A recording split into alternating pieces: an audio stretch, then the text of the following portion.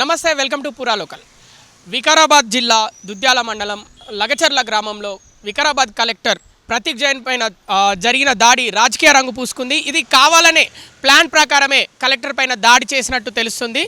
ఇవాళ ఉదయం పొద్దున కేబీఆర్ పార్కులో పట్నం నరేందర్ రెడ్డిని పోలీసులు అదుపులోకి తీసుకొని అరెస్ట్ చేసి వికారాబాద్ అయితే తీసుకెళ్లడం జరిగింది. ఇప్పుడు అక్కడ విచారణ అయితే చేపట్టడం జరిగింది. ఐజీ ఏదైతే వివరాలు వెల్లడించారో లగచర్లలో దాడి చేసిన టైంలో ప్లాన్ ప్రకారమే చేశారు.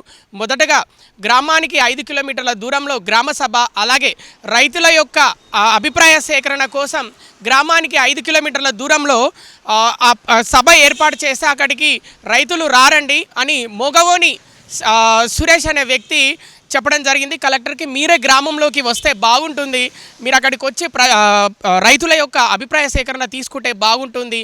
ఏదైతే ఫార్మా విలేజ్ అక్కడ వస్తుందో 1730 ఎకరాల్లో ఫార్మా విలేజ్ వస్తుంది. ఇప్పుడు ఫార్మా విలేజ్ కాదు, ఇండస్ట్రియల్ కారిడార్ వస్తుంది అని కలెక్టర్ చెప్పడం, దానికోసం అభిప్రాయ సేకరణ కోసం లగచర్ల గ్రామానికి వెళ్ళడం, ఆయన వెళ్ళిన వెంటనే ఆయన పైన దాడి చేయడం కలెక్టర్ పైన. అక్కడున్న గ్రామస్తులు, దాంట్లో కొంతమంది ఆందోళనకారులు, కొంతమంది బీఆర్ఎస్ కార్యకర్తలు కూడా ఉన్నట్టు వార్తలు వచ్చాయి. దానికి తగ్గట్టుగానే విచారణ చేపడితే దాదాపు 100 నుంచి 120 మంది లగచర్ల గ్రామంలో ఉండడం జరిగింది. ఆ టైంలో కొందరి చేతిలో కర్రలు, రాళ్ళు, పెద్ద పెద్ద రాళ్ళు ఉండడం జరిగింది. వాళ్ళు చేసిన దాడిలో 3 వాహనాలు ధ్వంసమయ్యాయి. కలెక్టర్ వాహనం కూడా వెనుక అద్దం పగిలింది. కలెక్టర్ త్రుటిలో అక్కడ ప్రమాదం తప్పించుకున్నట్టయితే తెలుస్తుంది. ఎందుకంటే ఆయన పక్కనున్న సెక్యూరిటీ వెంటనే అలర్ట్ అయ్యి ఇక్కడ ఉంటే కలెక్టర్ని కూడా కొట్టేలాగా ఉన్నారు. వెంటనే కలెక్టర్ని ఇక్కడి నుంచి తీసుకెళ్లాలనే విధంగా కలెక్టర్ని అక్కడి నుంచి తీసుకెళ్లడం అయితే జరిగింది. అక్కడి నుంచి కలెక్టర్ వచ్చాక ఐజీ సత్యనారాయణ, వికారాబాద్ జిల్లాకు చెందిన ఐజీ సత్యనారాయణ అయితే ఆయన దగ్గరికి వెళ్ళడం, ఆయన స్టేట్మెంట్ రికార్డు చేసుకోవడం. మొగవోని సురేష్ అనే వ్యక్తి నా దగ్గరికి వచ్చి ఇక్కడికి ఎవరు రావట్లేదు రైతులు, మీరే గ్రామంలోకి రండి అని ఆయన తీసుకెళ్లాడు. తీసుకెళ్లిన వెంటనే ఒక 30 సెకండ్లలోనే అందరూ నా మీదకి వచ్చారు. ఒక 30-40 మంది రాళ్ళు, కర్రలతో దాడి చేయడం జరిగింది. నేను తప్పించుకొని అయితే ఇంత దూరం వచ్చానని అయితే చెప్పడం జరిగింది. ప్రభుత్వం అయితే ఈ విషయాన్ని చాలా సీరియస్గా తీసుకుంది.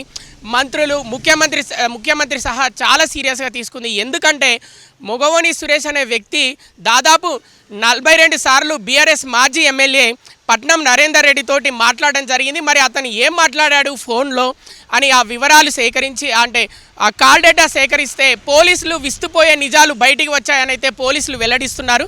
మరి ప్రస్తుతం అయితే విచారణ కొనసాగుతుంది వికారాబాద్లో పట్నం నరేందర్ రెడ్డిది. అలాగే ముఖ్యమంత్రిని నిన్న ముఖ్యమంత్రి కూడా మీడియా ముందుకు వచ్చి చెప్పడం జరిగింది, ఈ కేసులో ఎంత పెద్దవాళ్ళు ఉన్నా మేము ఉపేక్షించేది లేదు, కావాలని ప్లాన్ చేస్తున్నారు, రాష్ట్రానికి పెట్టుబడులు తీసుకొద్దామంటే కూడా వాటిని రానివ్వకుండా చేస్తున్నారు. అలాగే ప్రభుత్వం ఏదైతే పథకాలు అందిస్తుందో వాటిలో కూడా అవకతవకలు ఉన్నాయని లేనిపోని అబద్ధాలన్నీ సృష్టిస్తున్నారు.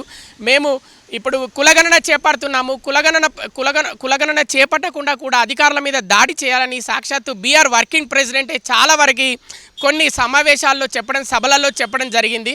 మరింత అంటే మేము చేతులు ముడుచుకొని కూర్చోము, ఏదైనా చట్టపరంగానే వెళ్తాము, అరెస్ట్ చేసుకోండి అని కేటీఆర్ చాలాసార్లు చెప్పాడు. అయినా మేము ఎందుకు అరెస్ట్ చేయట్లేదంటే చట్ట ప్రకారం వెళ్ళి దాని ప్రకారమే మేము లీగల్గా ప్రొసీడ్ అవుతాం, కానీ ఇష్టం వచ్చినట్టు వెళ్ళి ఎవరిని అరెస్టు చేయము. గతంలో నన్ను అరెస్ట్ చేసిన విధంగా నేను ఆ విధంగా అరెస్టు చేయను, లీగల్గానే వెళ్తాము ఏదైనా అని చెప్పడం అయితే జరిగింది. ప్రస్తుతం లగచర్లలో అయితే ఏదైతే ఈ దాడి కలెక్టర్ పైన జరిగిన దాడి అయితే రాజకీయ రంగం అయితే పూసుకుంది. మరి ఏం జరుగుతుందో చూద్దాం. ఆ విచారణలో పట్నం నరేందర్ రెడ్డి ఏం చెప్తాడు.